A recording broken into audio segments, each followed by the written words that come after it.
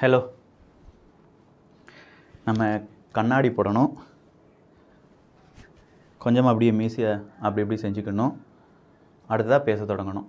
அது எப்படி பேச தொடங்கணும்னா, FC5 அப்படிங்கிற ஒரு உருளைக்கிழங்கு, ஒரு வகையான உருளைக்கிழங்கு, அது எனக்கு தெரியாமல் நீ பயிர் போட்டுட்ட, அதுலேருந்து நிறைய விதைகள்லாம் எடுத்துட்ட, 1 கோடி ரூபாய் எனக்கு நஷ்டஈடு தரணும் அப்படின்னு சொல்லி பெப்சி நிறுவனம் 4 விவசாயிகளுக்கு எதிராக வழக்கை தொடர்கிறது. விவசாயத்துக்கு மேலே ரொம்ப மரியாதை வச்சுருக்கிறவங்க, விவசாயிகள் மேலே ரொம்ப அன்பு வச்சுருக்கிறவங்க எல்லாருமே அதுக்கு எதிராக பேசணும், நிறைய விஷயங்கள் நடத்தணும். அதன் காரணமாக பெப்சி என்ன சொன்னாங்க, ஓகே மன்னிச்சு விட்டுறேன், நீங்கள் எங்களுக்கு எந்த ஒரு நஷ்டஈடும் தர வேண்டாம், ஆனால் இனிமேல் பயிரிடக்கூடாது அப்படின்னு சொன்னாங்க. ஒரு கார்ப்பரேட் நிறுவனம் நினச்சா நம்மகிட்ட உருளைக்கிழங்கை பயிரிடக்கூடாது அப்படின்னு சொல்கிறாங்க. அப்படின்னா நம்ம தமிழகத்தில், இந்தியாவில் இதே மாதிரியான ஒரு நிலைமை வருமா? விதை என்பது பேராயுதம் என்று சொல்கிறார்களே, அது எப்படி சாத்தியம்?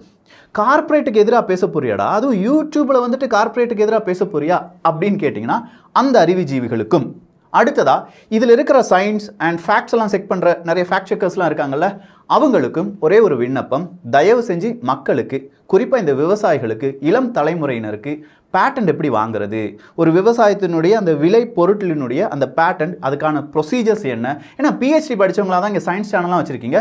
ஸோ அதை சொல்லிக் கொடுக்கும்படி தாழ்மையுடன் கேட்டுக்கொள்கிறேன். முக்கியமான டாபிக், நான் எதிர்ப்பது யார் அப்படின்னும் தெரியும், எவ்வளோ பெரிய குழு என்றும் தெரியும்.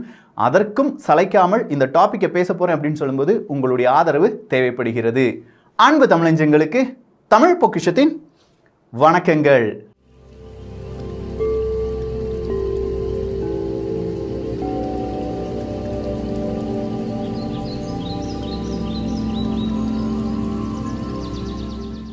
விவசாயம் அப்படின்னு சொல்லும்போதே நமக்கு தெரியாமையே நமக்குள்ள ஒரு விதமான ஒரு சந்தோஷம், அப்படி இல்லைன்னா ஒரு பயமும் வந்துவிடும்.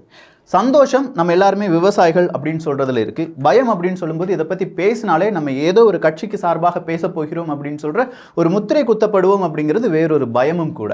ஸோ கட்சியின் சார்பாக நான் இதை பார்க்கவில்லை, ஆனால் அப்படி பார்க்கும் நபர்களை நீங்கள் புரிந்து கொள்ள வேண்டும் அப்படிங்கிறதுக்கான சிறந்த உதாரணத்தை சொல்ல போகிறேன். உதாரணத்துக்கு 2-3 கட்சிகளுடைய பேர்லாம் நான் இங்கே எடுக்க வேண்டியதாக இருக்கிறது. அதுக்காக யாரும் தவறாக நினச்சிக்கிட வேண்டாம், ஏன்னா நான் அரசியல் பற்றி பேச மாட்டேன்னு சொல்லிட்டேன்.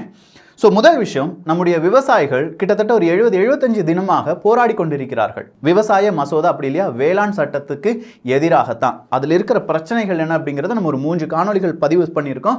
அந்த காணொலிகளை பார்க்காத நபர்கள் இருந்தால் பார்த்து விடுங்கள். ஸோ இப்போ இந்த விவசாயிகள் எதற்கு எதிராக போராடுகிறார்கள் அப்படின்னு கேட்டிங்கன்னா, அந்த சட்டத்துக்கு எதிராக, அந்த சட்டத்தை கொண்டு வந்த பிஜேபி அரசாங்கத்துக்கு எதிராக. அப்படியே நிப்பாட்டிக்கோங்க, இந்த பிஜேபி அரசாங்கம் அப்படிங்கிறது உங்கள் மனசில் இருக்கட்டும். இந்த சட்டம் எதன் வழியாக எதிர்க்கப்படுகிறது அப்படின்னு கேட்டிங்கன்னா, அது கார்ப்பரேட் நிறுவனங்களுக்கு ஆதரவாக சென்றுவிடும்.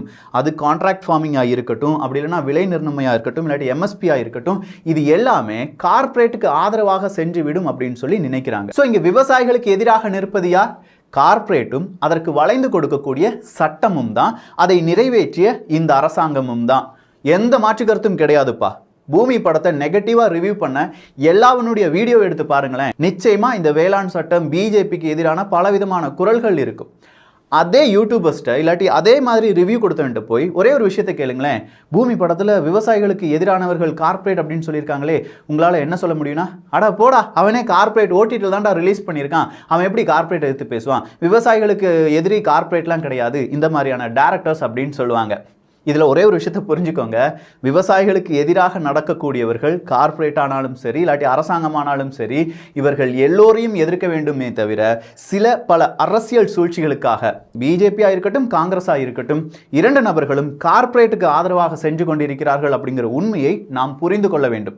இந்த ஒரு புரிதலை ஏற்படுத்துறதுக்கு நம்ம எவ்வளோ ட்ரை பண்ணாலும் நம்மளை பிஜேபிக்கோ இல்லாட்டி இந்த காங்கிரஸுக்கோ எதுக்காவது ஒன்று அடிமை அப்படின்னு சொல்லி முத்திரை குத்தி தனியாக மாற்றப்படுவோம். அதற்கு பயந்து இந்த பதிவை போடாமல் விட்டுவிட்டால் இன்னும் 2-3 இல்லாட்டி 10 வருடங்களுக்குள் இந்த பதிவை போடாத ஒரு குற்ற உணர்ச்சியே எனக்கு அப்படியே மனசுக்குள்ள இருந்துகிட்டே இருக்கும். ஸோ கார்ப்பரேட் நிறுவனம் அப்படின்னு சொல்லும்போது எல்லா கார்ப்பரேட்டையும் நம்மளால எதிர்த்த முடியுமா அப்படின்னு கேட்டால், எல்லா கார்ப்பரேட்டையும் நம்ம எதிர்க்க போறதும் கிடையாது. அப்படி எதிர்த்தால் அதை விட பெரிய முட்டாள் வேற யாருமே இருக்க மாட்டாங்க. ஏன்னா நம்ம பயன்படுத்துகிற, நம்ம பேசுகிற இந்த மொபைல் ஃபோனாக இருக்கட்டும், இல்லாட்டி இந்த மாதிரி லைட் செட்டிங்ஸாக இருக்கட்டும், இது எல்லாம் ஏதோ வகையான கார்ப்பரேட் நிறுவனங்களுடையது தான். இதை மறுப்பதற்கே கிடையாது. அப்படி இருக்கும் பட்சத்தில் விவசாயத்தில் மட்டும் என்னடா கார்ப்பரேட் எதிராக கொடி பிடிக்கிறீங்க அப்படின்னு சொல்லி கேட்கலாம். அடுத்ததா வேறு சில விஷயங்கள். கொஞ்சம் நபர்கள் சேர்ந்து எப்படிரா உலகத்தை கண்ட்ரோல் பண்ண முடியும் அப்படின்னு சொல்லி வியாக்கியானம் பேசுவாங்க. கரெக்டான வியாக்கியானம் பேசுவாங்க. கொஞ்சம் நபர்களால் இந்த உலகத்தை கட்டுப்படுத்த முடியாது அப்படிங்கிறது அவங்களுடைய ஒரு குறிக்கோள். அதாவது நான் சொல்றது, இந்த பூமி படத்துக்கு ரிவ்யூ கொடுத்தவங்களை கொஞ்சம் கவனிங்க. அவங்க சொல்ற அரசியலை மட்டும் புரிந்து கொள்ளுங்கள் அப்படிங்கிறது தான். ஸோ சில நபர்களால் இந்த உலகத்தை கட்டுப்படுத்த முடியாது அப்படின்னு சொல்லுவானுங்க. ஓகே, அப்படி சொல்றது நல்லது தான். ஆனால் அதே யூடியூப் பக்கம் போய் பாருங்களேன். நட்ராஜன் அவர்கள் உண்மையிலேயே நம்முடைய கிரிக்கெட் வீரர், நம்முடைய ஒரு பையனாக, நம்முடைய ஒரு இளைஞனாக நம்ம தமிழகத்திலிருந்து இந்தியாவுக்காக விளையாட சென்றிருக்கிறார். மிகப்பெரிய அளவில் பாராட்ட வேண்டும். அப்படி பாராட்டும் போது கூட அங்கே என்ன தெரியுமா கொண்டு வருவாங்க? பிராமணர்களால் இவ்வளோ பெரிய சூழ்ச்சியிலிருந்து நூல் இல்லாத ஒரு நபர் நட்ராஜன் அவர்கள் கிரிக்கெட்டில் கோலாச்சுகிறார் அப்படின்னு சொல்லியிருப்பாங்க. ஸோ 3% மட்டுமே இருக்கக்கூடிய பிராமணர்கள் இந்தியாவை கட்டுப்படுத்துகிறார்கள் அப்படின்னு சொல்கிறது தான் அவங்களுடைய குறிக்கோள். இல்லாட்டி மிகப்பெரிய ஒரு பரப்புரையாக செய்யப்படுகிறது. அதில் நிறைய உண்மைகளும் இருக்குது. ஸோ 3% பிராமணர்களால் இங்கே நிறைய பேர் கட்டுப்படுத்தப்படுறாங்க அப்படின்னு சொல்கிற இந்த யூடியூப் சேனல்ஸ் பல நபர்களால் இந்த உலகம் கட்டுப்படுத்தப்படுகிறது அப்படின்னு சொல்கிறத நம்ப மாட்டானுங்க. அதை நம்ப வைக்காமல் விடுறது தான் இவனுடைய மெயின் எய்ம் கூட. சில நிறுவனங்களால் இந்த உலகத்தை கட்டுப்படுத்த முடியுமா அப்படின்னு பார்த்தா, நம்முடைய விவசாயத்தை இப்போது 4 நிறுவனங்கள் நினைத்தால் கட்டுப்படுத்த முடியும் அப்படின்னு சொல்லி நான் சொல்கிறேன். இந்த 4 நிறுவனங்கள் தான் நம்ம விவசாயிகள் இப்போது விதை அப்படின்னு சொல்லி நம்ம பூமியில் போட்டுட்ருக்கோம் பாருங்க, அந்த விதைக்கு காரணமாக இருக்கிறார்கள் அப்படின்னு நான் சொல்கிறேன். யார் வேணாலும் இதை ஃபேக்ட் செக் பண்ணலாம். யார் வேணாலும் இதற்கு எதிரான காணொளிகள் பதிவு செய்யலாம். நம்முடைய விதை அப்படிங்கிற வியாபாரம் மட்டும் இந்தியாவில் 15,000 கோடி ரூபாய், கிட்டத்தட்ட 15,000 கோடி ரூபாய். இந்த விதை வியாபாரத்தில் 50% விதைகள் வெறும் 4 நிறுவனங்களிடமிருந்து நாம் வாங்கி கொண்டிருக்கிறோம். ஸோ 50% விதை மட்டும் கிடையாதுங்க, 80-90% உரம் அப்படிங்கிறத இதே மாதிரியான நிறுவனங்கள் இல்லாட்டி அவங்களுடைய கிளை அமைப்புகளிடமிருந்து வாங்கி வருகிறோம். அந்த உரம் அப்படிங்கிற அந்த ஒரு தொழில் மட்டுமே கிட்டத்தட்ட 21,000 கோடிக்கு மேலே ஒரு வருடத்தில் சாதாரணமாக எனக்கு தெரிஞ்ச புள்ளி வரும் வழியாக சொல்லிக் கொண்டிருக்கிறேன். இது பல மடங்கு அதிகரிப்பதற்கான வாய்ப்புகள் மட்டுமே இருக்கிறது. ஸோ விதையில் 15,000 கோடி ரூபாய், அடுத்ததாக உரத்தில் ஒரு 21,000 கோடி ரூபாய். இது எல்லாம் 4 நிறுவனங்களுக்கு தான் செல்கிறதா? என்னடா சொல்கிற விக்கி, சொல்கிறதெல்லாம் நம்புற மாதிரி இருக்காடா? 4 நிறுவனங்கள் இந்தியாவை கட்டுப்படுத்த முடியுமாடா அப்படின்னு பார்த்தா முடியும் என்று சொல்வதற்கான காரணங்கள் அடுக்கடுக்காக பார்க்க போகிறோம். முதல் விஷயம், நிறைய பேர் ஃப்ரீ ட்ரேட் அக்ரிமெண்ட் பண்ணிக்கோங்க, ஆர்செப்ல இந்தியா சேரலை, டிபிபியில் இந்தியா சேரலை அப்படின்னு சொல்கிற பலவிதமான பிரச்சனைகளை எழுப்பி இருப்போம். பிரெக்சிட் வந்துருச்சு, பிரிட்டன், ஸ்காட்லாந்து, பிரிட்டன்லேருந்து எப்படியாவது ஸ்காட்லாந்து வெளியில் வந்துடணும் அப்படின்னு சொல்லிட்டு இருக்காங்க. இதற்கான காரணம் என்னவாக இருக்கும் அப்படின்னு சொல்லி நிறைய பேர் கேள்வி கேட்டிருப்போம். ஆனால் இதுக்கு எல்லாத்துக்கும் பின்னாடி உலக வங்கி, வேர்ல்டு ட்ரேட் ஆர்கனைசேஷன், IMF போன்ற அமைப்புகள் இருக்கிறது. இந்த 3 அமைப்புகள் யாருக்காகவோ செயல்படுகிறது அப்படின்னு சொன்னா அது கான்ஸ்பிரசி. ஆனா இந்த 3 அமைப்புகளும் இதற்காகத்தான் செயல்படுகிறது அப்படின்னு சொல்லி ப்ரூஃப் ஓடி சொன்னா அதுதான் உண்மை. அதுல முக்கியமா நம்ம கவனிக்க வேண்டியது வேர்ல்டு ட்ரேட் ஆர்கனைசேஷன்.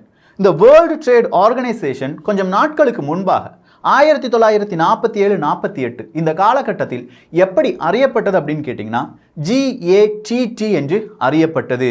அதாவது general agreement on tariff and trade அப்படிங்கிறது தான் GATT. சரி, இந்த GATT ஏன் கொண்டு வரணும்? 2வது உலகப்போர் முடிஞ்சிருச்சுப்பா. 2வது உலகப்போர் முடிஞ்ச உடனே நிறைய நாடுகளுக்கு பலவிதமான இழப்புகள். அந்த இழப்பை சரி செய்ய வேண்டும் என்றால் ஒரு நாட்டிட்ட அதிகமான இயற்கை வளங்கள் இருக்கிறது, அது இன்னொரு நாட்டுக்கு தேவை. ஒரு நாட்டிடம் அதிகமாக எண்ணெய் இருக்கிறது, அது இன்னொரு நாட்டுக்கு தேவை. இது எல்லாம் கொடுத்து வாங்கினாதான் 2வது உலகப்போருக்கான அந்த தாக்கத்தை நாடுகளால் சரி செய்ய முடியும். ஆனால் சில நாடுகள் என்ன செஞ்சிட்டாங்க, எந்த நாட்டுக்குமே கொடுக்காம தற்சார்பு இல்லாட்டி எனக்கு மட்டும் போதும் அப்படிங்கிற ஒரு நிலைமையிலேயே இருந்துட்டாங்க. அப்படியே இருந்தால் இந்த உலகம் ஒரு சமநிலையில் இருக்காது அப்படின்னு சொன்ன உடனே இந்த GATT அமைப்பை கொண்டு வராங்க. முக்கியமாக அமெரிக்கா போன்ற நாடுகள் இதை முன்னெடுத்து செல்கின்றன. ஸோ GATT கொண்டு வந்துட்டாங்க. 23 நாடுகள், இந்தியாவும் கையெழுத்து போட்டுருச்சு. நம்ம சின்ன சின்னதாக அக்ரிமெண்ட்லாம் பண்ணி 1948 GATT அப்படிங்கிறது உதயம் ஆயிருச்சு. 1947 அக்டோபரில் பேச்சுவார்த்தை வந்து 1948 வந்துருச்சு. இந்த GATTல லாஸ்ட் வரையிலும் இந்தியா போன்ற பல நாடுகள் என்ன செய்யவில்லை அப்படின்னா, அக்ரிகல்ச்சர் மற்றும் டெக்ஸ்டைல்ஸ் போன்ற பல அமைப்புகளையும் வியாபாரங்களையும் வெளிநாட்டுக்கு அதிக அளவு செய்யாம அவங்களுடைய உள்நாட்டிலேயே பார்த்துக்கிட்டாங்க. இந்த உள்நாட்டிலேயே பார்த்துக்கிறது அப்படின்னு சொல்லும்போது க்ளோஸ்ட் எக்கனாமி. ஹர்ஷத் மேத்தா அப்படிங்கிறதுல 2 பாகங்களை பார்த்தோம். ஹர்ஷத் மேத்தா எப்படி இவ்வளோ பெரிய பணக்காரராக மாறினார் அப்படின்னு சொன்னதுக்கு 1991 நம்முடைய சந்தை அப்படிங்கிறது உலக அளவுக்கு திறந்துவிடப்பட்டது அப்படிங்கிறத பார்த்தோம். ஸோ அதற்கு முன்பாக அது ஒரு க்ளோஸ்டு எக்கனாமியாக இருந்தது அப்படிங்கிறதையும் தமிழ் பட்சத்தில் பார்த்தோம். தமிழ் பட்சத்தில் பார்க்குற ஒவ்வொரு காணொலிக்கு பின்னாலும் மிகப்பெரிய உழைப்புகள் இருக்கிறது, அதற்கு பின்னால் பல உண்மைகள் இருக்கிறது அப்படிங்கிறத இந்த கனெக்டிங் த டாட்ஸ் வழியாகவே நீங்கள் தெரிந்து கொள்ளலாம். ஸோ 1948 தொடங்கின இந்த கேட்டுக்கு மிகப்பெரிய பிரச்சனையாக இருந்தது அக்ரிகல்ச்சர் அப்படிங்கிறது தான். இந்த அக்ரிகல்ச்சரை பல நாடுகளுக்கும் திறந்து விட வேண்டும். எவன் ஒருவன் உணவை கட்டுப்படுத்துகிறானோ அவனால் தான் இந்த மக்களை ஆட்சி செய்ய முடியும், மக்களை அடிமைப்படுத்த முடியும் அப்படிங்கிறது எல்லாருக்குமே தெரிஞ்ச விஷயம்தான். உணவு அப்படின்னு சொல்லும்போது அக்ரிகல்ச்சரை நம்பி இருக்கிற இந்தியா போன்ற நாடுகள் வெளிநாடுகளுக்கு நாங்கள் இதை ஏற்றுமதி செய்ய மாட்டோம், எங்கள் நாட்டுக்கு தேவையாக இருக்கிறது, இல்லாட்டி வெளிநாட்டு நிறுவனங்களை நாங்கள் இங்கே அனுமதிக்க மாட்டோம் அப்படின்னு சொல்லும்போது அவனுக்கு மிகப்பெரிய எரிச்சலாக இருக்குது. ஏன்னா லாபம் பார்க்கவே முடியல, நிறைய பேர் இங்கே வாழ்ந்துட்டு இருக்கோம். உணவு அப்படிங்கிறது அவனுடைய கட்டுப்பாட்டுக்குள் வந்தால்தான் நிறைய நாடுகளிடமிருந்து லாபம் என்பதை பார்க்க முடியும். நோய்கள் அப்படிங்கிறது எல்லாமே உணவு சார்ந்தே வருகிறது, அதற்கான மருந்துகள் என்பது எல்லாமே உணவு சார்ந்தே வருகிறது. அப்படின்னா இந்த உணவை கட்டுப்படுத்த வேண்டும். ஸோ இதற்காக இவங்க என்ன செஞ்சாங்கன்னா மறுபடியும் நிறைய நாடுகள் கூட உருகுவேல நிறைய இடத்துல நிறைய மீட்டிங்கை போடுறாங்க, இந்த GATT. அப்படி மீட்டிங்கை போட்ட பிறகு அவங்களுக்குள்ள ஒரு அக்ரிமெண்ட் கொண்டு வராங்க. GATT அப்படிங்கிற அமைப்பு கொஞ்சமாக நல்லபடியாக தான் செயல்பட்டு இருக்கு. ஆனால் அதை மாற்றிட்டு வேர்ல்டு ட்ரேட் ஆர்கனைசேஷனாக மாற்றுவோம், WTO ஆக மாற்றுவோம். அப்படி WTO ஆக மாறும்போது பல நாடுகள் கூட ட்ரேட் அப்படிங்கிறது எப்படி நடைபெற வேண்டும் வேண்டாம் அப்படிங்கிறத தெளிவுபடுத்துவதற்காக பலவிதமான ஒப்பந்தங்களை ஏற்படுத்துவோம் அப்படின்னு சொல்கிறாங்க. நல்லா இருக்கு இப்போ ஐடியா, சரி செஞ்சிடலாம் அப்படின்னு சொல்கிறாங்க. ஸோ இந்த WTO வேறொரு விஷயத்தையும் சொல்கிறாங்க, ட்ரிப்ஸ் அப்படிங்கிற ஒரு அக்ரிமெண்ட்டையும் கொண்டு வரணுங்கிறாங்க. Trade related intellectual property right, அறிவு சார்ந்த சில விஷயங்களுக்கான ரைட்ஸ் அப்படின்னு சொல்லும்போது காப்புரிமை. இந்த ரைட்ஸ் வழியாக என்ன சொல்கிறாங்கன்னா, எங்கள் நாட்டில் நான் அக்ரிகல்ச்சரை கொண்டு வந்துட்டேன், நிறைய பேர் விவசாயம் செஞ்சிட்டு இருக்காங்க, ஆனால் வேறொரு நாடு நம்ம விவசாயத்துக்கு தேவையான விதையை கொண்டு வரலாம். அப்படி கொண்டு வரும் விதைக்கு பேட்டன்ட் யார் வாங்கியிருப்பா? அந்த நாடு வாங்கியிருக்கும், இல்லாட்டி அந்த நாட்டு நிறுவனம் வாங்கியிருக்கும். அதே விதையை நான் பயன்படுத்தக்கூடாது. இப்போ என் நாட்டில் என் வீட்டில் நெல் அப்படிங்கிறத போட்டுட்ருக்கேன். அந்த நெல்லினுடைய ஒரே ஒரு மூலக்கூறை மாற்றி அது ஒரு ஹைபிரிட் நெல்லாக மாற்றிய பிறகு அந்த நெல்லுடைய பேட்டன்ட் அவன் எடுத்துக்கிறான். இதனால தான் நான் முதலே சொன்னேன், சயின்ஸ் சேனல்ஸ் செய்ய வேண்டியது என்னன்னா, இந்த நெல் அந்த பேட்டன்ட் வாங்குறது, இதற்காக இருக்கக்கூடிய அமைப்புகள் என்ன, இது எந்த மாதிரியான சோதனை செய்யலாம், PhD வாங்கின நிறைய சயின்ஸ் யூடியூபர்ஸ் இருந்தீங்கன்னா தயவு செஞ்சு இதை மக்களுக்கு வெளிப்படையாக சொல்லிக் கொடுங்கள். நீங்கள் மட்டும் PhDலாம் வாங்கினா போதாது, என்னுடைய இளைய சமுதாயமும் வாங்க வேண்டும். நாங்கள் சொன்னால் அது இன்கம்ப்ளீட்டடாக இருக்கும், அதில் நிறைய மிஸ்டேக்ஸ் வரும். ஸோ உங்களை போன்ற சயின்ஸ் சேனல்ஸ் இதை சொல்லிக் கொடுத்தீங்கன்னா நல்லா இருக்கும். இது உங்களுக்கான டியூட்டி. யூடியூப் வெறும் பணம் சம்பாதிப்பதற்கு மட்டும் கிடையாது, மக்களுக்கு நல்லதை சொல்லிக் கொடுப்பதற்காகவும் இந்த மாதிரியான அறிவு சார்ந்த சில விஷயங்களை சொல்லிக் கொடுப்பதற்காகவும் தான். மற்றவர்களுடைய அதிகமாக வியூவர்ஸ் எங்க இருக்காங்களோ அவங்களை பத்தி குறை சொல்றதுக்காக மட்டுமே அறிவியல் சேனல்ஸ் என்பது இருக்கக்கூடாது. இந்த ஒரு விஷயத்தை கையில் எடுத்துட்டாங்கன்னா, அதாவது இந்த பேட்டன்ட் வாங்குறது எப்படின்னு சொல்லி கையில் எடுத்துட்டாங்கன்னா, அது தெளிவாக சொல்லிக் கொடுத்துட்டாங்கன்னா அதுவே 2021 மிகப்பெரிய ஒரு மாற்றத்தை இந்தியாவில் ஏற்படுத்தும். ஏன்னா இந்தியாவில் இல்லாட்டி இந்த உலகத்தில் அடுத்ததாக ஆளப்போகிற 2 விஷயங்கள் தான் இருக்கு இந்த வருடத்தில். ஒன்று அக்ரிகல்ச்சர், இன்னொன்று 5G. இந்த 5Gயை பொறுத்த வரைக்கும் பேட்டன்ட் யார்கிட்ட இருக்கு அப்படிங்கிறது சீனாவை கேட்டால் தெரிந்துவிடும். அக்ரிகல்ச்சர் அப்படின்னு சொல்லும்போது இதுக்கு பேட்டன்ட் யார்கிட்ட இருக்கு அப்படின்னு சொல்லி நீங்களே தேடி பாருங்க, உண்மை புரியும். இது இரண்டிலும் இந்தியாவினுடைய பேட்டன்ட் அப்படிங்கிறது எவ்வளவு குறைவாக இருக்கிறது அப்படின்னு பார்த்தீங்கன்னா விரல் விட்டு கூட எண்ண முடியலங்க. அவ்வளோ குறைவான பேட்டன்ட் ரேட்டை நம்ம வாங்கி வச்சுட்டு இருக்கோம். அவ்வளோதான் நம்முடைய அறிவாகவும் அவ்வளோதான் நம்முடைய இளைய சமுதாயத்தின் விழிப்புணர்வாகவும் இருக்கிறது. ஸோ இதை நம்ம மெருகேற்ற வேண்டிய ஒரு கட்டாயத்தில் இருக்கிறோம். இது என்னுடைய கடமை மட்டும் கிடையாது, உங்களுடைய கடமையும் தான். ஆக மொத்தம் இப்படிலாம் வந்துருச்சு. WTOலாம் கொண்டு வந்துட்டாங்க, ட்ரிப்ஸ் அப்படிங்கிறத கொண்டு வந்துட்டாங்க. இன்டெலெக்சுவல் ப்ராப்பர்ட்டி அப்படின்னு சொல்லும்போது நிறைய நாடுகளுக்கு இது பெரிய பிரச்சனையாகவே மாறியது. சொல்லப்போனால் மலேசியா இல்லாட்டி இந்தியா போன்ற பல நாடுகள் பல்வேறு விதமான நேரங்களில் இந்த மாதிரியான சட்டத்தை நாங்கள் எங்கள் நாட்டுக்குள் அனுமதிக்க மாட்டோம் அப்படின்னு சொன்னாங்க. அதே இந்தியாவில் இன்னைக்கு நீங்கள் எடுத்து பார்த்தீங்கன்னா நெல் அப்படிங்கிறதுல 7லிருந்து 10% நெல் தனியார் நெல் கொடுத்தால் மட்டுமே நம்மால் இனி பயிரிட முடியும். பருத்தி அப்படின்னு சொல்லும்போது 80லிருந்து 90% பருத்தி விதை தனியாரை நம்பி மட்டுமே இருக்கிறோம். இப்படி சொல்லிட்டே போலாம், அதுக்கான லிஸ்ட்டை தான் நீங்க பார்த்துட்டு இருக்கீங்க. ஸோ இந்த மாதிரி தனியாரை நம்பி இருக்க வேண்டுமா? ஏன் நம்ம நெல்லை நாமே சுயமா யாருக்கும் விற்பனை எல்லாமே செய்யக்கூடாதா அப்படின்னு பார்த்தா இப்போ கரெக்டான இடத்துக்கு வந்து நிற்கிறோம். 2004வது வருடம், 2019வது வருடம். இங்கே காங்கிரஸ் ஆட்சி நடத்துகிறார்கள், இங்கே BJP ஆட்சி நடத்துகிறார்கள். இந்த இரண்டு கட்சிகளும் ஒரு சட்டத்தை கொண்டு வருவதற்காக முயன்றன. அது 2004 சீட் ஆக்ட் 2004 அப்படின்னு சொல்லுவாங்க. இதே இது சீட் பில் 2019 அப்படின்னு சொல்லுவாங்க. இது இரண்டுமே விதை சட்டம் அப்படின்னு சொல்லி நீங்கள் தமிழில் அடித்து பார்த்தீங்கன்னா டீட்டெயில்ஸ் கிடைக்காது. அதை பற்றி யாரும் டிஸ்கஸ் பண்ணியிருக்க மாட்டாங்க. அதை பற்றி நம்ம படிக்கணும். இந்த விதை சட்டம் வழியாக இந்தியாவை மட்டும் கிடையாது, உலகத்தையே பல நிறுவனங்களால் அப்படியே முடக்க முடியும். குடும்பங்கள் தேவை கிடையாது. 4 நிறுவனங்கள் போதும் இந்த உலகத்தினுடைய பசி பட்டினியை அதிகரிக்க வேண்டுமா குறைக்க வேண்டுமா என்பதை தீர்மானிப்பதற்காக. இவ்வளவு சொன்ன பிறகு கடைசியாக ஒரு துணுக்கு செய்தி, ஏன்னா இது இன்னும் பாகங்கள் நீண்டு கொண்டே போகும்.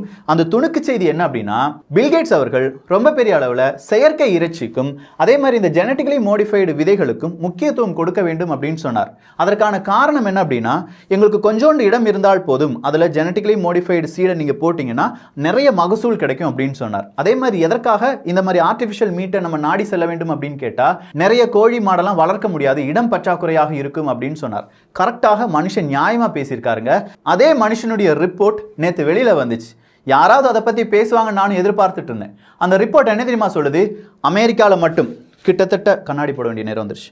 கிட்டத்தட்ட 18 மாகாணங்களில் அவர் வாங்கி குவித்திருக்கும் வேளாண் இடம், அதாவது விவசாயம் செய்யக்கூடிய இடத்தின் அளவு எவ்வளவு அப்படின்னு கேட்டிங்கன்னா சுமார் 2,46,000 ஏக்கர். 2 லட்சம் ஏக்கர். 2 ஏக்கரில் நான் இவ்வளோ மகசூல் செஞ்சிருவேன் அப்படின்னு சொன்ன பூமி படத்தை கழுவி ஊத்துற நிறைய பேர் மத்தியில் 2 லட்சம் வேளாண் இடம், அதுவும் அமெரிக்காவில் மட்டும் பில்கேட்ஸுக்காக ஏன் இருக்கிறது அப்படிங்கிற அந்த கேள்விக்கான பதில் கிடைத்தால் நன்றாக இருக்கும். ஸோ இடம், விவசாயம், இது எல்லாம் நம்மை கொஞ்சம் கொஞ்சமாக வேறொரு பக்கம் திருப்பி விட்டு அதன் வழியாக லாபம் இல்லை நம்மை அடிமைப்படுத்தும் சில விதமான செயல்களில் கார்ப்பரேட் நிறுவனங்கள் குறிப்பாக இருக்குது. எல்லா கார்ப்பரேட் நிறுவனங்களையும் நாங்கள் எதிர்க்க சொல்லலை.